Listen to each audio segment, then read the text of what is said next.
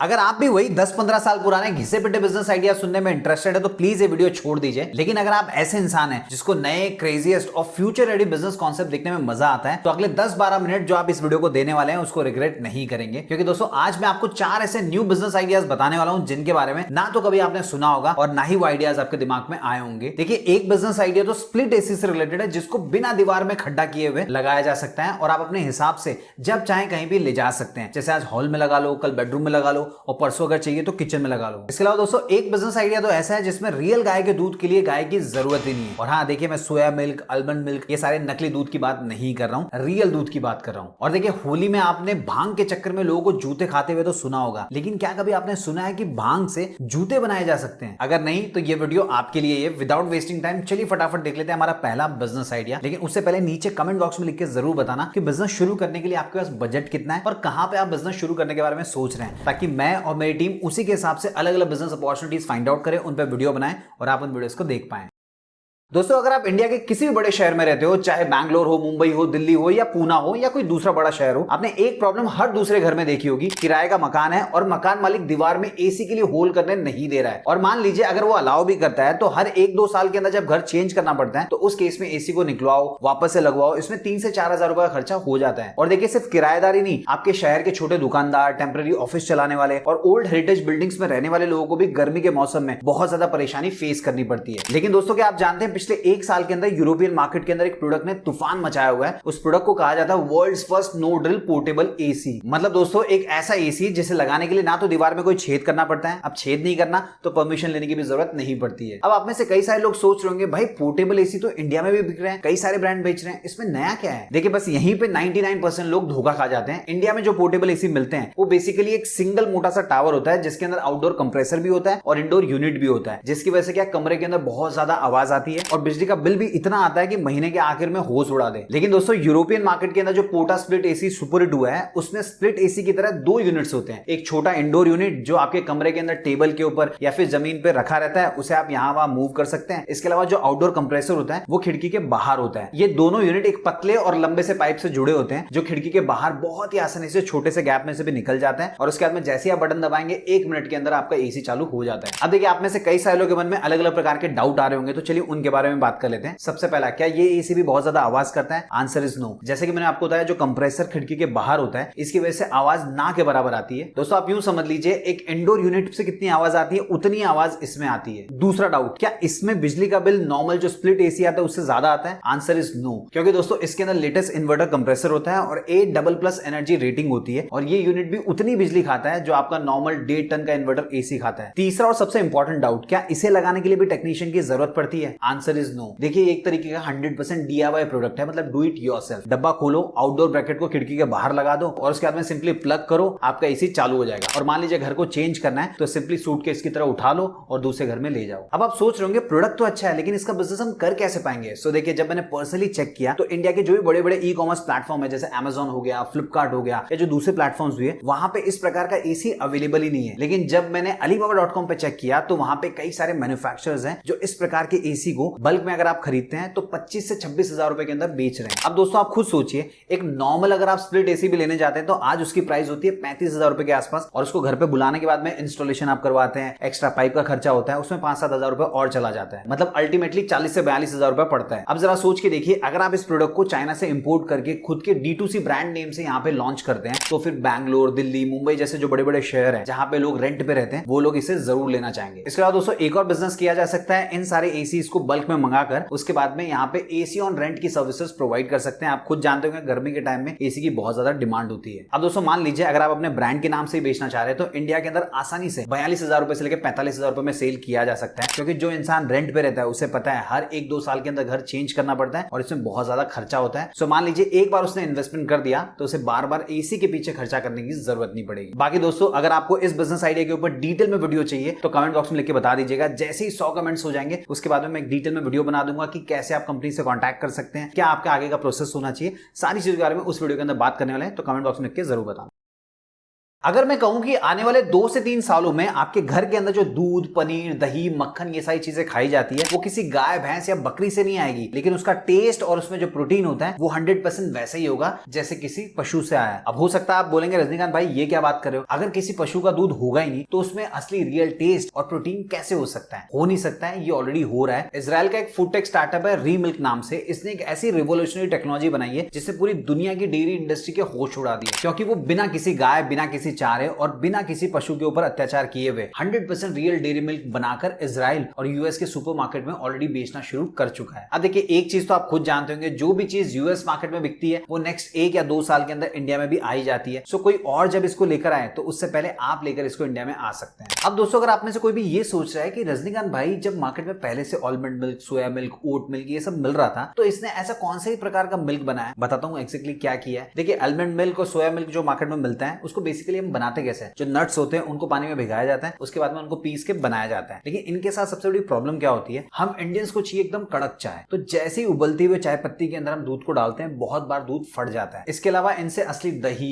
पनीर या मक्खन ये सब बनाया नहीं जा सकता। देखिए पनीर और टोफू को अगर आप खा के देखेंगे टेस्ट से आपको खुद को पता चल जाएगा, जमीन आसमान का फर्क होता है। इसके अलावा इनका जो टेस्ट होता है वो थोड़ा सा अलग टाइप का होता है, इंडियन टेस्ट बर्ड को वो पसंद भी नहीं आता, इसीलिए अगर आप देखेंगे मार्केट में इनकी डिमांड बहुत ज्यादा नहीं है। लेकिन दोस्तों री मिल्क वाला जो दूध होता है वो आलमंड या सोया की तरह नहीं बनता है, ये बनता है प्रिसीजन फर्मेंटेशन टेक्नोलॉजी की मदद से। अब ये क्या होता है अगर समझाने जाऊंगा तो वीडियो अलग ही दिशा में चला जाएगा। फिलहाल के लिए आप यूं समझ लीजिए उस कंपनी ने क्या किया, ईस्ट के अंदर गाय के मिल्क प्रोटीन का जो डीएनए कोड होता है उसको कॉपी कर दिया। हाँ दोस्तों वही ईस्ट जिससे ब्रेड बनती है, जलेबी बनती है, ये सारी चीजें बनाई जाती है। सो देखिए जब ईस्ट शुगर और पानी को खाता है तो एग्जैक्टली वही वे प्रोटीन बनाता है जो गाय के शरीर के अंदर बनता है। चलिए दोस्तों अब बात कर लेते हैं उन डाउट्स के बारे में जो शायद आपके दिमाग में आ रहे होंगे। सबसे पहला डाउट, क्या इससे असली इंडियन चाय या पनीर बनाया जा सकता है? आंसर इज यस, बनाया जा सकता है, क्योंकि देखिए इसके अंदर का जो प्रोटीन स्ट्रक्चर होता है वो 100% रियल काउ प्रोटीन जैसा ही होता है। ये गर्म करने पर ना तो फटेगा, इसके अलावा इससे मस्त चाय बनाई जा सकती है और पनीर भी एकदम वैसे ही बनेगा जैसे रियल पनीर होता है। दूसरा डाउट, क्या ये लैक्टोज इंटॉलरेंट और प्योर वेजिटेरियन के लिए सेफ है? आंसर इज यस, 100% सेफ है। देखिए हमारे देश के अंदर 60% से ज्यादा लोग ऐसे हैं जिनको दूध पीने से पेट खराब होने की प्रॉब्लम होती है क्योंकि वो लैक्टोज इंटॉलरेंट होते हैं, लेकिन इस मिल्क के अंदर वो प्रॉब्लम नहीं होगी। इसके अलावा दोस्तों इसको बनाने के लिए कोई भी एनिमल के ऊपर अत्याचार हुआ नहीं है, इसलिए जो प्योर वेजिटेरियन या जैन कम्युनिटी के लोग हैं वो भी इस दूध को बहुत ज्यादा पसंद करेंगे। तीसरा डाउट, क्या इस दूध से हमारी हेल्थ के ऊपर कोई असर पड़ेगा? सो देखिए जितना मैंने रिसर्च किया उसमें तो यही पता चला कोई असर पड़ता नहीं है। वैसे आजकल गाय भैंस को प्रोडक्शन बढ़ाने के लिए जो इंजेक्शन लगाए जाते हैं या एंटीबायोटिक्स दिए जाते हैं उससे क्या होता है, जब हम वो दूध पीते हैं तो वो हमारे शरीर में भी आते हैं, तो उससे ज्यादा प्रॉब्लम होती है। लेकिन ये तो लैब में फर्मेंटेड है इसलिए 100% प्योर और केमिकल फ्री माना जाता है। अब बात करते हैं बिजनेस अपॉर्चुनिटी के बारे में। कोई भी काम शुरू करना चाहता है तो कैसे कर सकता है? देखिए इंडिया दुनिया का सबसे बड़ा मिल्क प्रोड्यूसर और कंज्यूमर है, लेकिन हमारे यहाँ पे पानी की कमी और चारे की कॉस्ट बढ़ने की वजह से पिछले कुछ सालों में आपने देखा होगा दूध की जो प्राइस है वो लगातार बढ़ती जा रही है। सो इस टेक्नोलॉजी की मदद से 2 तरीके से आप काम कर सकते हैं। सो देखिए सबसे पहले तरीके के अंदर क्या कर सकते हैं, जो भी डेयरी प्रोडक्ट्स बनते हैं वो इस पर्टिकुलर दूध से बनाकर आप मार्केट में सप्लाई कर सकते हैं। शुरुआत आप वे प्रोटीन से कर सकते हैं। देखिए री मिल्क के साथ टाई अप करके इनका जो नॉन एनिमल वे प्रोटीन पाउडर है उसको इंपोर्ट कर सकते हैं और इंडिया के फिटनेस कॉन्शियस यूथ के लिए India first cruelty free way protein बना सकते हैं। 0 लैक्टोज और रियल पनीर एंड चीज को भी आप बनाकर मार्केट में सप्लाई कर सकते हैं। दूसरा तरीका क्या है, अगर पॉसिबल है तो इंडिया के अंदर आप इस प्रकार का फूड टेक स्टार्टअप शुरू कर सकते हैं। अब आप में से कई सारे लोग सोच रहे होंगे इस प्रकार का स्टार्टअप करने के लिए तो बहुत पैसे की जरूरत पड़ती होगी। तो देखिए भारत सरकार की कई सारी ऐसी संस्थाएं हैं जिनमें से कुछ का नाम मैं आपको स्क्रीन के ऊपर बता दूंगा। इनकी तरफ से आपको इस टेक्नोलॉजी के लिए लाखों करोड़ों रुपए का ग्रांट मिल सकता है। तो दोस्तों अगर आप बायोटेक या फूड साइंस के स्टूडेंट हैं या फिर ऐसे स्टूडेंट्स के साथ टाई अप करके आप इस प्रकार का स्टार्टअप शुरू कर सकते हैं। देखिए एक चीज बोलना चाहूंगा, यही फ्यूचर है। अगर आप नहीं शुरू करेंगे कोई और शुरू करने वाला है। नेक्स्ट 2-3 साल के अंदर इस प्रकार का मिल्क आपको इंडिया में भी देखने को मिल जाएगा।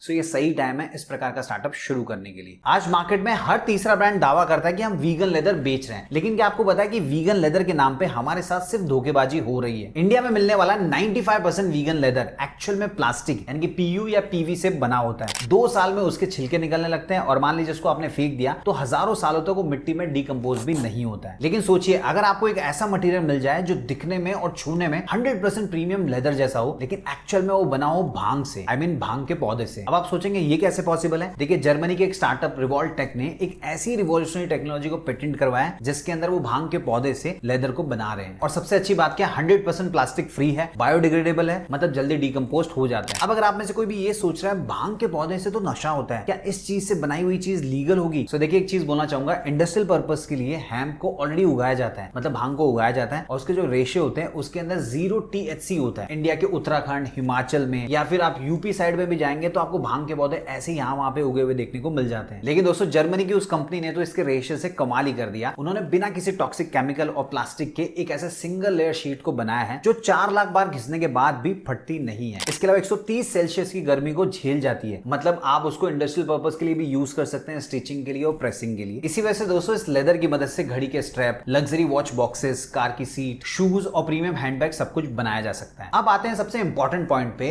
इस पर्टिकुलर प्रोडक्ट से हम बिजनेस कैसे बना पाएंगे। सो देखिए, जब मैंने इनकी वेबसाइट पे विजिट किया तो वहां पे पार्टनरशिप का ऑप्शन अवेलेबल है। सो अगर आप चाहें तो इनके साथ जुड़ के काम कर सकते हैं। आप कैसे कर सकते हैं? टोटल 2 तरीके। सबसे पहला, अगर आप ऑलरेडी कोई D2C ब्रांड चलाते हैं या फिर ब्रांड लॉन्च करने के बारे में सोच रहे हैं तो आप footwear, wallets, laptop bag, watch straps, custom gift packaging और भी अलग अलग प्रकार की चीजें इस पर्टिकुलर चीज से बनाकर मार्केट में सेल कर सकते हैं और खुद को India's first 100% plastic free hemp leather brand के नाम पर प्रीमियम प्राइसिंग पर बेच सकते हैं। देखिए, आपका टारगेट मार्केट होगा लग्जरी बायर्स और इको कॉन्शियस यूथ। अब आते हैं दूसरे रास्ते पे, जहां पे आपको ज्यादा इन्वेस्टमेंट की जरूरत नहीं पड़ेगी। देखिए, अगर आपको खुद को मैन्युफैक्चरिंग सेटअप नहीं लगाना है या आपका मैन्युफैक्चरिंग सेटअप नहीं है तो उस केस में आप क्या कर सकते हैं, डायरेक्टली कंपनी से कॉन्टैक्ट कर सकते हैं। इनको बोल सकते हैं कि अगर आप इंडियन मार्केट में काम नहीं कर रहे हैं तो आपके बिहाफ पे मैं काम कर सकता हूं। अलग अलग जो कंपनीज इस प्रकार के प्रोडक्ट्स बनाती है जिसके अंदर आपके लेदर का इस्तेमाल किया जा सकता है, उनसे मैं कॉन्टैक्ट करूंगा, उनसे ऑर्डर लाऊंगा, वो ऑर्डर प्रोसेस आप करेंगे और पर ऑर्डर के ऊपर मुझे कमीशन दे दीजिएगा। अगर एक बार वो एग्री कर लेते हैं तो आपको एग्रीमेंट बनवा लेना है और उसके बाद में इंडियन मार्केट में जो भी कंपनीज अलग अलग प्रकार की चीजें बना रही है, जैसे कि बड़े फुटवेयर मैन्युफैक्चरर, कार सीट बनाने वाले, लग्जरी लेदर आइटम्स बनाने वाले, इन कंपनीज के पास आपको जाना होगा और प्रोडक्ट दिखाना होगा। अगर उनको प्रोडक्ट पसंद आएगा तो उस केस में डायरेक्टली जो जर्मनी की कंपनी होगी वो उनको सप्लाई करेगी और आपको आपका कमीशन मिल जाएगा। अब दोस्तों, आप खुद सोच के देखें, इंडिया से हजारों करोड़ रुपए के लेदर प्रोडक्ट्स एक्सपोर्ट होते हैं। सो जो भी कंपनीज बनाकर एक्सपोर्ट कर रही है उनसे अगर आप कांटेक्ट करते हैं, आपको 2-4 कस्टमर्स भी मिल गए तो रेगुलरली कमीशन मिलना शुरू हो जाएगा।